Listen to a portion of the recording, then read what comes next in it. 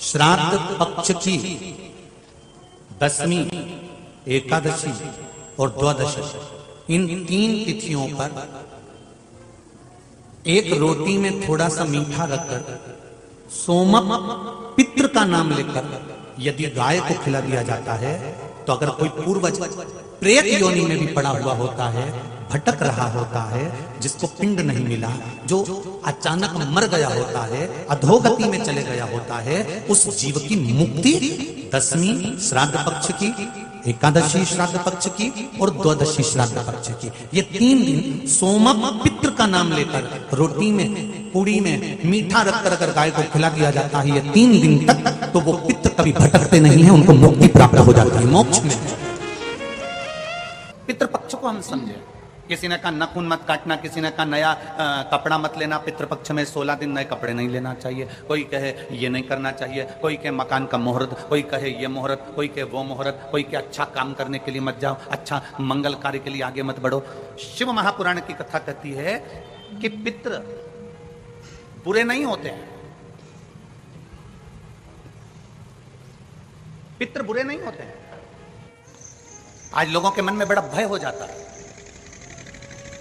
WhatsApp खोलो, Facebook खोलो, तो ब्राह्मणों के लिए लोग कमेंट्स करना प्रारंभ कर देते हैं कि अब श्राद्ध पक्ष चालू हो गया, ब्राह्मण जीमने के लिए जाएंगे। कोई ब्राह्मण की तुलना कौवे से कर देता है, कोई कुछ कह देता है, कोई कुछ कह देता है। ना,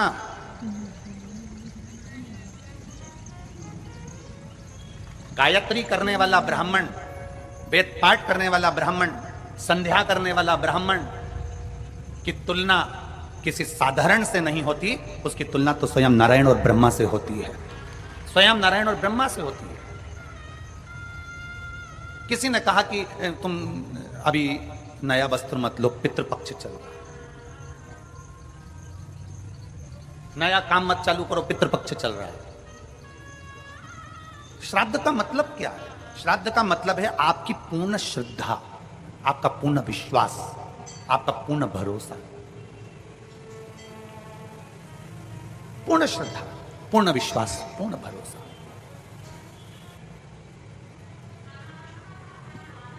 पितृपक्ष श्राद्ध का समय गलत समय नहीं है।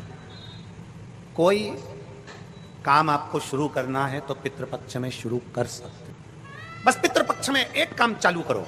पितृपक्ष में बन सके गौ माता को रोटी दो, पितृपक्ष में बन सके गौ माता को जल दो, पितृपक्ष में बन सके तो भूखे को भोजन कराओ, प्यासे को पानी पिलाओ। पितृपक्ष में बन सके, तुम्हें किसी ने कह दिया, कोई विद्वान ने तुम्हें बता दिया कि तुम्हारे पितृ दोष है, तुम्हारे घर में काल सर्प दोष है, तुम्हारे घर में ऐसा दोष है, तो एक काम चालू करो, 16 दिन श्राद्ध के एक चावल का दाना देवाधिदेव महादेव के शिवलिंग पर समर्पित करो, दूसरा चावल का दाना अशोक सुंदरी की जगह पर समर्पित करो, और 1 लोटा जल पहले अशोक सुंदरी वाली जगह पर थोड़ा सा चढ़ाओ, उसके बाद शंकर भगवान को उस जल को अर्पित करो, अपना गोत्र बोलकर, अपने पितरों का स्मरण कर कर, आपका पितृदोष अपने आप शांत हो जाएगा, दोष मिट जाएगा,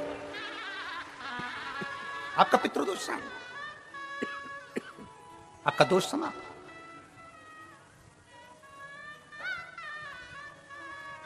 एक चावल का दाना शिवलिंग के ऊपर, एक चावल का दाना अशोक सुंदरी, और जल कहां चढ़ाना है? पहले जम के बोलो जरा, आवाज नहीं आई, जम के बोलो जरा, अशोक सुंदरी की जगह, और फिर जल कहां चढ़ाना है? शिवलिंग के ऊपर। शंकर बाबा को क्या बोलकर? अपना गोत्र। जिसको गोत्र नहीं मालूम उसको एक चीज मालूम होना चाहिए, शंकर का नाम, श्री शिवाय नमस्तुभ्यम, ओम नमः शिवाय, नमः शिवाय, गौरी शंकर। शिव महापुराण की कथा कहती है, दक्ष प्रजापति के पुत्रों को देवऋषि नारद ने भजन में लगा दिया। एक बेटी हुई जिसका नाम था स्वधा। क्या नाम है उसका? जम के बोलिए जरा, स्वधा। जितने लोग कथा सुन रहे हैं आस्था चैनल पर, पंडाल में, फेसबुक, यूट्यूब पर, तर्पण शिव महापुराण में इस नाम का उच्चारण 5 बार आप लोगों को करना है। ये स्वधा दक्ष प्रजापति की बेटी है और पितरों की धर्म पत्नी है। इस पितरों की धर्म पत्नी स्वधा का नाम लेने से अगर हमने कंडा, गोबरी, गाय का जो गोबर होता है कंडा, उसको जलाकर अगर धूप नहीं दी हो, या किसी ब्राह्मण को भोजन आदि नहीं कराया हो, या तिलांजलि तर्पण नहीं करा हो, पिंड नहीं दिया हो, या श्राद्ध पक्ष में किसी को कोई दान ना करा हो, तो उसका दोष ना लगे, उसके लिए तर्पण शिव महापुराण में पितरों की धर्मपत्नी स्वधा का नाम का स्मरण आप और हमको साथ में करना है। सभी लोग एक साथ में बोलेंगे, स्वधा स्वधा स्वधा स्वधा स्वधा। बस ये 5 बार जो उच्चारण आपने पितरों की धर्मपत्नी स्वधा का करा है, जिस समय पर पितृलोक से आर्यमा देव के साथ में हमारे यहां पर आते हैं, और मेरा बहुओं से निवेदन है, बेटियों से निवेदन है, माताओं से निवेदन है, मान लो आपको कोई ब्राह्मण देवता ने कहा कि आपके यहां पितृदोष है, आपको कह दिया कि पितृदोष है, तो आपको घबराना नहीं है कि महाराज जी मुझे क्या करना पड़ेगा, पितृदोष है। एक चावल का दाना घर में से लीजिए, हथेली पर रखिए, पानी का जो मटका होता है, हंडा होता है, पानी का जो मटका है, हंडा है, जहां पर रसोई घर में तुम पानी रखते हो, उस हंडे के पास में, मटके के पास में उस चावल के दाने को लेकर जाइए, अपने पितरों का स्मरण कर स्वधा स्वधा स्वधा स्वधा स्वधा 5 बार बोलकर शंकर भगवान के शिवलिंग पर, तुम्हारे घर में शिवलिंग हो तो घर में, और अगर मंदिर में शिवलिंग हो तो मंदिर में, उस चावल के दाने को चढ़ा दीजिए, कैसा भी पितृदोष होगा समाप्त हो। मात्र स्वधा का स्मरण बहुत।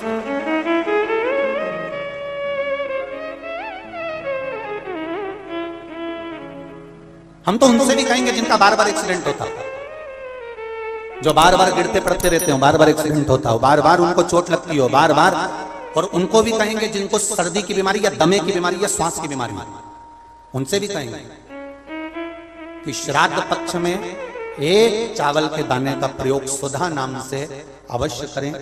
चलने में दम नहीं भराएगी, श्वास नहीं भराएगी, और दूसरा जो सर्दी का जिसको कोटा होता है, बार बार सर्दी हो जाती है, निमोनिया हो जाता है, कफ बना रहता है, उनके लिए भी स्वधा नाम का स्मरण।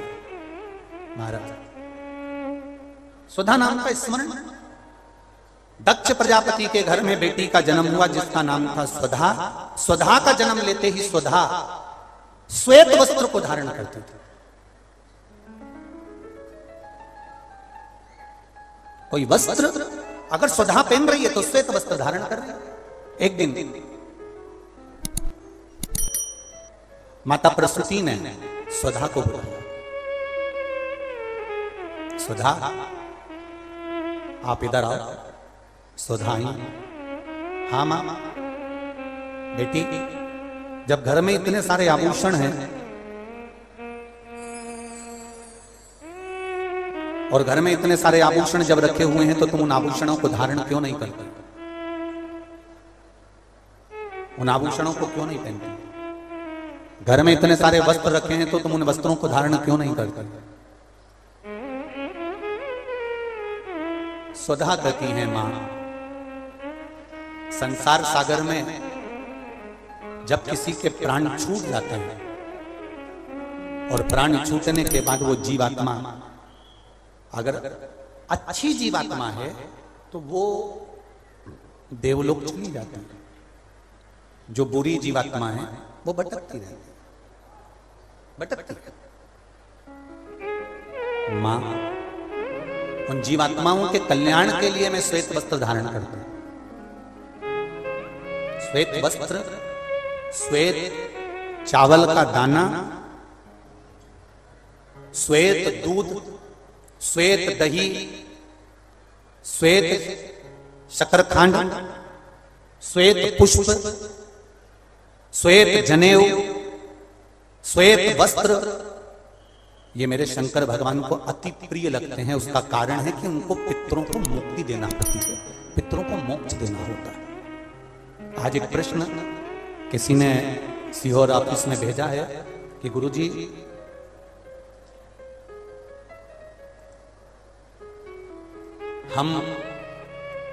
हमको श्राद्ध पक्ष में हम जो ब्राह्मण को भोजन कराते हैं या हम किसी को भोजन कराते हैं तो वो हमारी जीवात्मा को क्या वो मिलता है? क्या विचार है भाई अशोकनगर वालों, बोलो जरा जल्दी से। प्रश्न भेजा है किसी ने? हम अगर किसी ब्राह्मण को भोजन करा रहे हैं, हम किसी को भोजन दे रहे हैं, तो वो हमारी जीवात्मा को मिलता है। 3 प्रश्न हैं और तीनों प्रश्न का उत्तर जरा देखिएगा, बड़ा ध्यान रखना। और जिसने प्रश्न करा है उत्तर प्रदेश से, वो ध्यान से सुनना भाई। हमने ब्राह्मण को भोजन कराया, हमने संत को भोजन कराया, हमने गुरु जी को भोजन कराया, तो वो मिलेगा।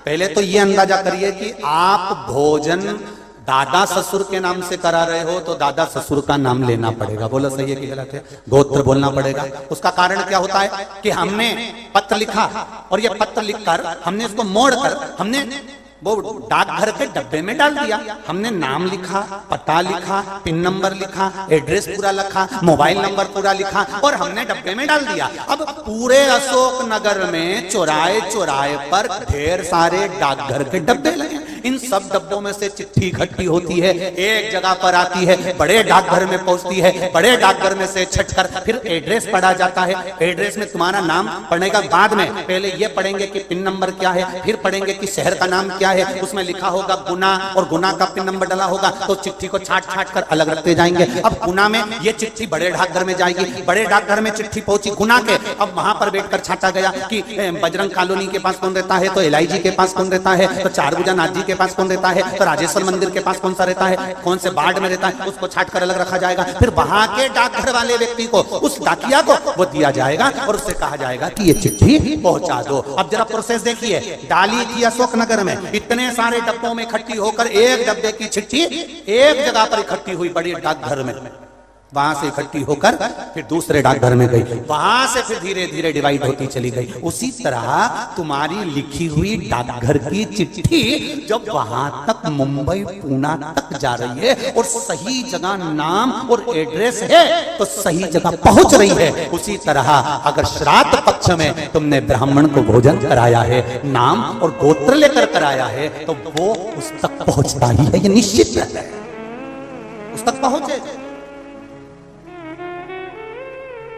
फिर दूसरा प्रश्न किया उसने। नमस्ते मैम भक्तों, अगर आपको यह कथा अच्छी लगी हो तो प्लीज़ हमारे चैनल को सब्सक्राइब करिए और वीडियो को लाइक कर दीजिए। अगर आपको यह कथा अच्छी लगी हो या पसंद आई हो तो प्लीज़ कमेंट बॉक्स में ज़रूर बताइए। धन्यवाद।